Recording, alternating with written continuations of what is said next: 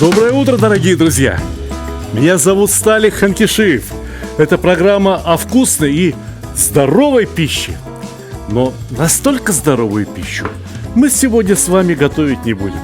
Потому что сегодня у нас в программе шашлык. А для шашлыка, для первого шашлыка этого сезона я выбрал, пожалуй, что самое лучшее мясо – говяжью вырезку. Да не просто вырезку. Посмотрите, видите, как она потемнела? Дело в том, что эта вырезка провела в специальном, особом холодильнике для выдержки мяса целых 8 дней. Говяжья вырезка, даже и сама по себе, без выдержки, отличное мясо для шашлыка. Очень мягкое, очень нежное. А когда она выдержана, делать с ней что-нибудь еще, ну просто грех. Однако я сегодня нарушу все правила и сделаю из вырезки то, что не позволил бы себе ни один профессиональный шеф-повар. Но мы кулинары, мы любители, мы думаем не о прибыли, мы думаем только о вкусе и о наслаждении этим самым вкусом.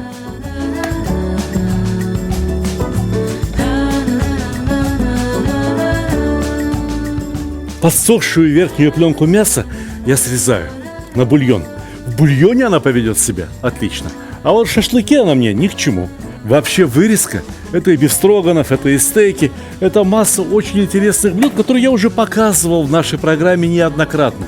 Если вы пропустили, то вам прямой путь через вот этот QR-код, да в мои социальные сети.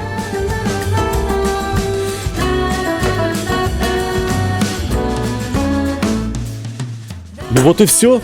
А у меня на столе осталось ровно то, с чем мы будем работать. Нарезаем мясо тонкими лентами.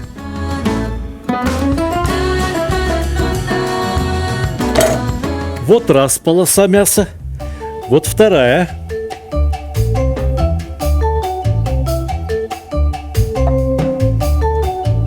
Режем третью.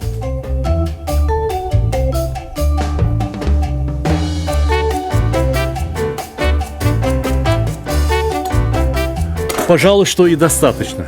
Но прежде чем работать с этим мясом дальше, его следует отбить.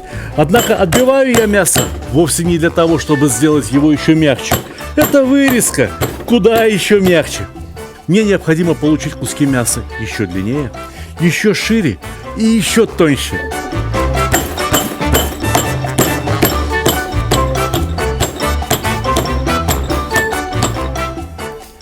Ну, полюбуйтесь. Красиво? Еще бы. Но это еще не все. Так мы должны поступить со всеми кусками мяса. Отбиваем и выкладываем на поднос.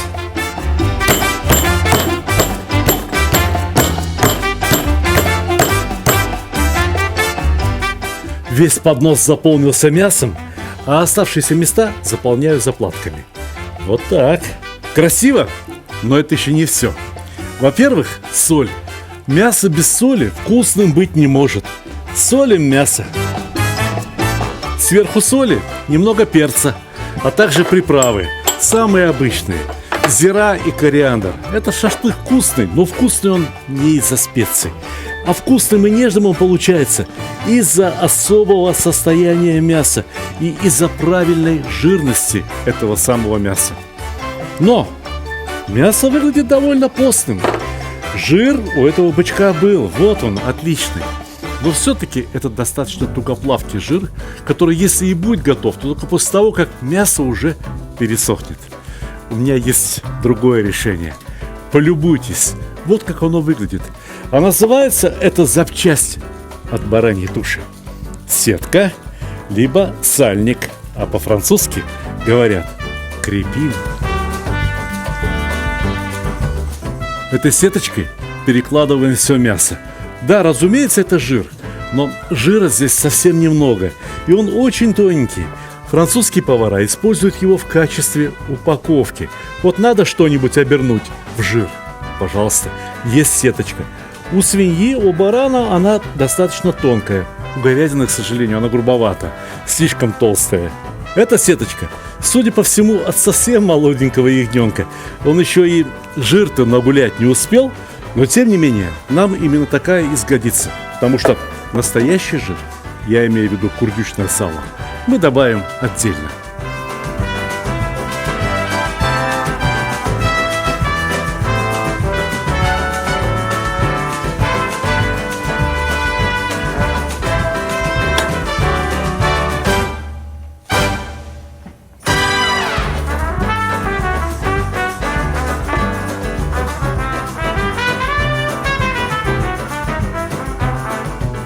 Курдюк необходимо посолить особо. Вы же знаете, что самое вкусное сало – то, что правильно посолено.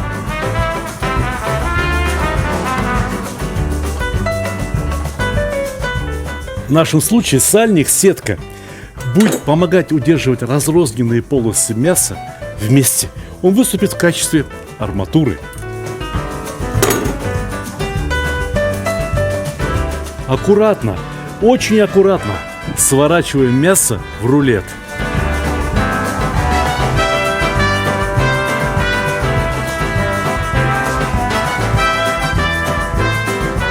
Рулет сверху я бы тоже посолил.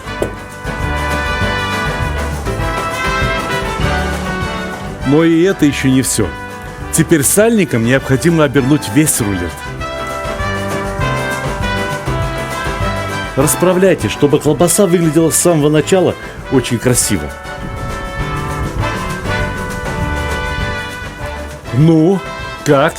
А догадываетесь, что теперь необходимо сделать для того, чтобы эта колбаса, этот рулет, превратился в единое целое?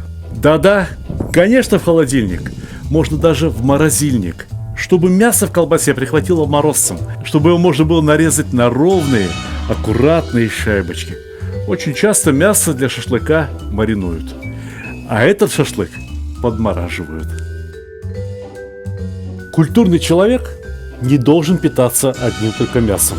У человека с развитой культурой еды на столе должен быть и хлеб, и овощи, и всевозможные приправы.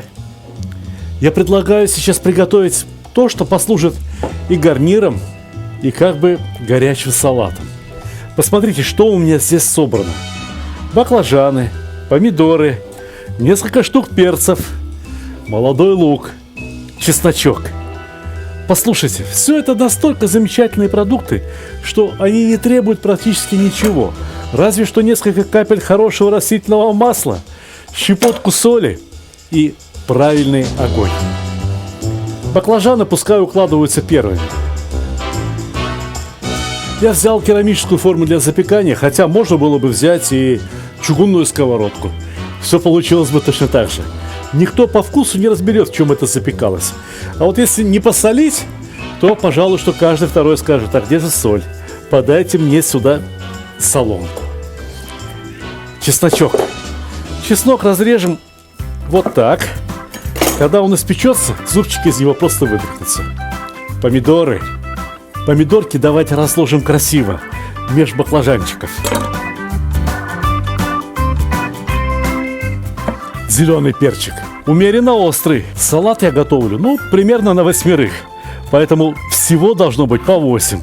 8 ломтиков баклажана, 8 ломтиков острого перца, 8 ломтиков помидоров. Этот перчик красный, но не острый. Скажем так, сладкий. Хорошо, что у меня их есть парочка. Они небольшие. Разрежем каждый пополам.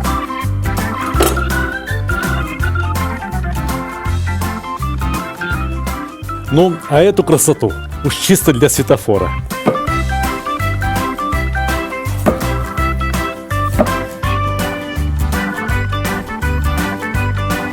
Но если я что-то и люблю по-настоящему, то это молодой лук. Вот такой, непременно с черенком. Ох, как это вкусно, если взять да разрезать его на 4 части, каждый.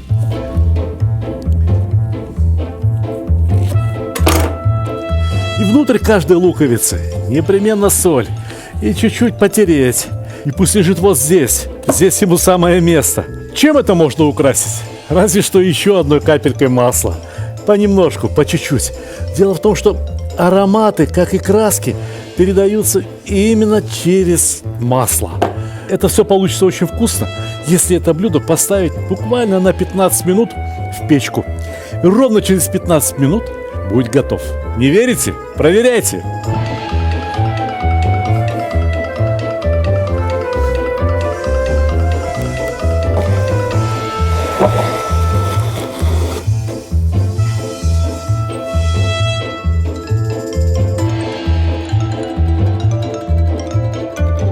Вот она, колбасятина.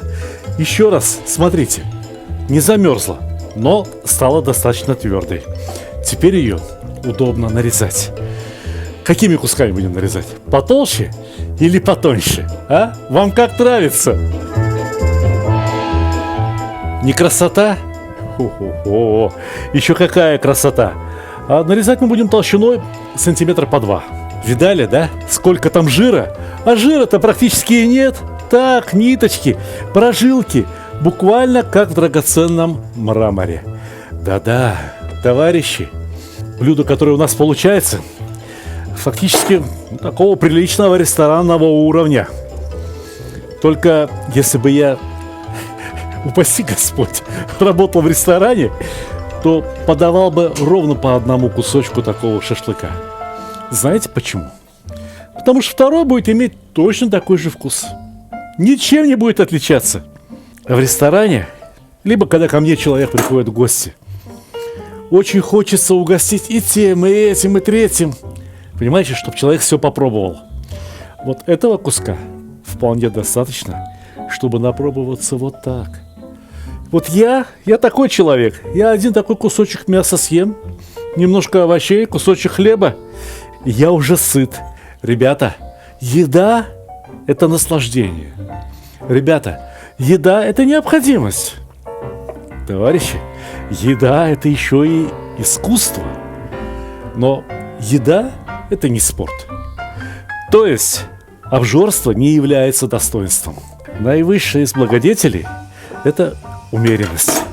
Умеренность во всем. Начинаем нанизывать шашлык на шампуры. Осторожно, чтобы не растерять форму. И чтобы форма не растеряла свое содержание.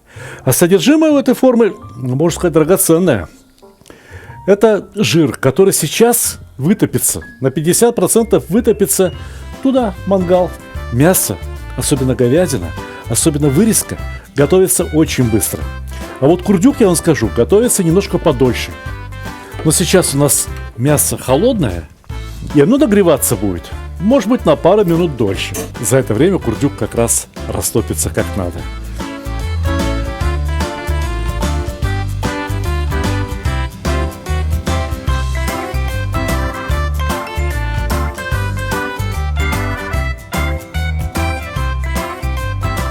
Ну как? Красиво? А расчет какой? Смотрите, ведь я не считал, а вышло ровно 4 шампура по 4 московских кольца. Да, именно так называется этот мой шашлык, который я описал еще в первой книге, который в свою очередь называется «Казан-мангал и другие мужские удовольствия». Ну что, пойдемте к мангалу получать удовольствие. Вот этого угля вполне достаточно. О, здесь столько угля, можно было бы приготовить в 3 раза больше шашлыка. Потому что угля много слишком не надо. Только уголь, прежде чем ставить на него шашлык, хорошо бы разбить, так чтобы угольки у нас были размером с грецкий орех. Этого достаточно. Только если уголь где-то не горит, обмакните, чтобы разгорелся. А потом необходимо подождать, чтобы уголь подернулся пеплом, как бы посидел. Я разложил уголь по периметру мангала, потому что мангал у меня особый, он очень энергоэффективный. Это термос, он не теряет тепло даром, все тепло направляется вверх. И я раскладываю так, чтобы жир из курдюка, если и капал, то ни в коем случае не в уголь, а промеж угля. Так он не вспыхнет. А то некоторые устроят пожар в мангале, а потом начинают тушить солью, водой, не знаю чем, огнетушителем.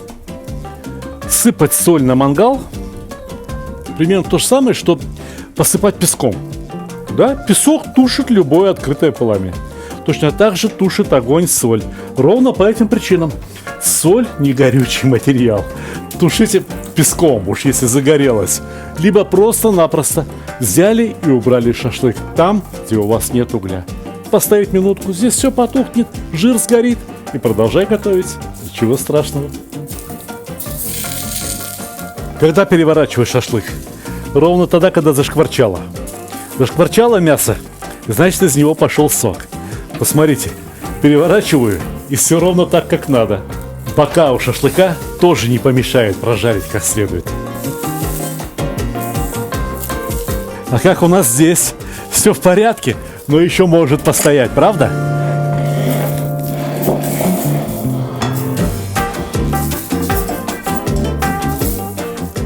Иногда так получается, где-то жарит сильнее, где-то слабее. Ничего страшного, взяли и поменяли местами, время от времени. Иногда люди, готовя шашлык, неважно, вот такой или обычный, кусочками, слишком плотно укладывают шампуры на мангале. Это неправильно. Жар должен обтекать каждый кусочек мяса. И надо помнить, что шашлык жарится не в горячих потоках воздуха, а именно в инфракрасных лучах от углей. Когда мы укладываем шашлык очень плотно, тем самым снижаем интенсивность нагрева, скорость нагрева. А пожарить шашлык быстро очень важно, потому что нельзя давать пересыхать мясу. А мясо на мангале сохнет, будь здоров, как. Оно очень сильно теряет в весе. Сравните, какими кольца были в сыром виде и какими они стали сейчас. Мясо сжимается, из него выходят соки. Эти соки и жир капают в уголь, и от этого поднимается дым. И именно этот дым и несет в себе тот самый запах, тот самый специфический вкус шашлыка. Кто-то говорит, вредный этот дым, вредный. Я вам расскажу, что вредно. Вредно кушать без настроения. Вредно кушать без приятного аппетита.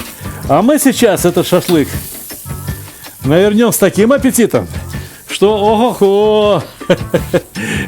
Калитки закрывайте. Шашлыка мало, на всех не хватит. Хватит жарить. Хватит. Если для хороших людей готовишь, долго шашлык не жарь. Не надо, чтобы мясо было пережаренным. Не надо, чтобы мясо получилось сухим. И не надо такие крупные куски мяса, а у нас практически это же куски, не надо торопиться их нарезать. Пусть полежат, пусть постоят. Хорошо бы еще, чтобы под крышечкой. Но и без крышки ничего страшного. Самое главное, чтобы температура внутри кусков мяса уравнялась, чтобы соки внутри куска мяса успокоились, чтобы когда вы начинали резать, эти соки не вытекали наружу. Многие демонстрируют, ох, посмотри, какое сочное мясо, режут, там соки реками бегут. Не надо этого, не надо. У нас обед и без того очень сочный. Сочными могут быть овощи, а мясо, мясо должно быть вкусным и полезным. Вы полюбуйтесь, какая красота. Супер! Вот это гарнир к мясу, вот это салат, вот это витамины, а вот это все вместе. Очень хорошая, очень правильная, очень полезная еда. Вот теперь мясо постояло несколько минут, и самое время его попробовать. Разрежу один кусочек и покажу вам, каким оно получилось внутри. Хотите посмотреть? Вилочка прям проваливается внутрь кусочка мяса. Ну а как нож? Полюбуйтесь. Отлично. Полностью приготовленное мясо. Жарить еще дольше было бы преступлением.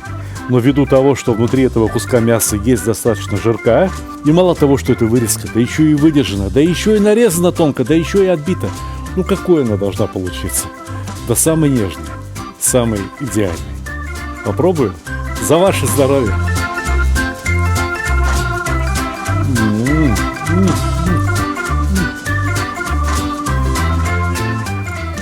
Все, останавливаем съемку, все прекращаем.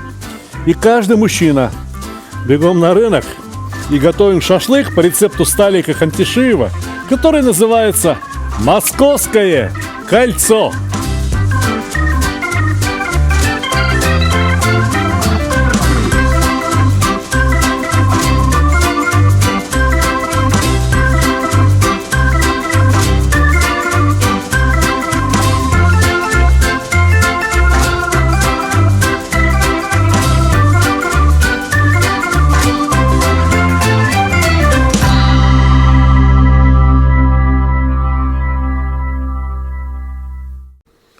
Дорогие друзья, многие из вас познакомились со мной в качестве телеведущего, в качестве блогера.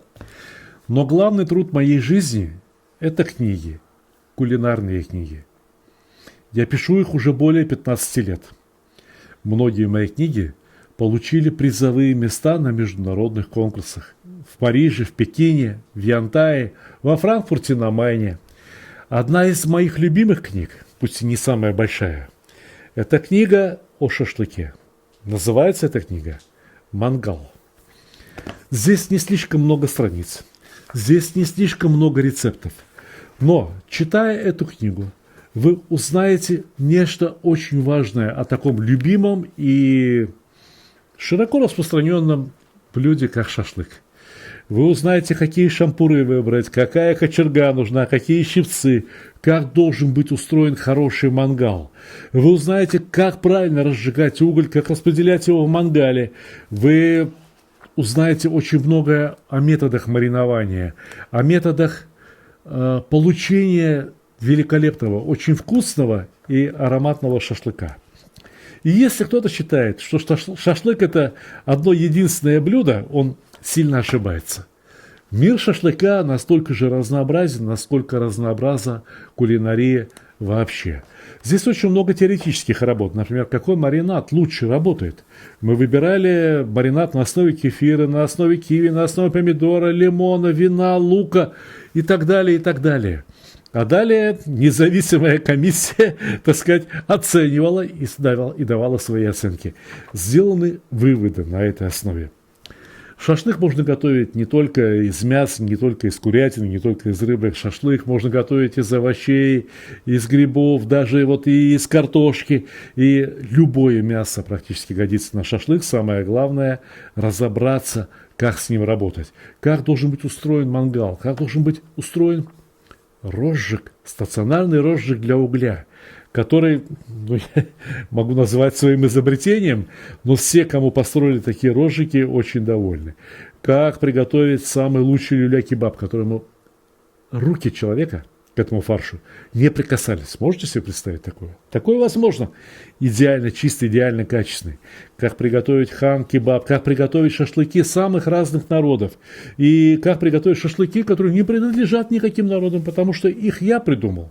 Например, шашлык из утиной грудки, шашлык из ананаса, шашлык из сома, шашлык из фаршированной рыбы. И такое тоже возможно.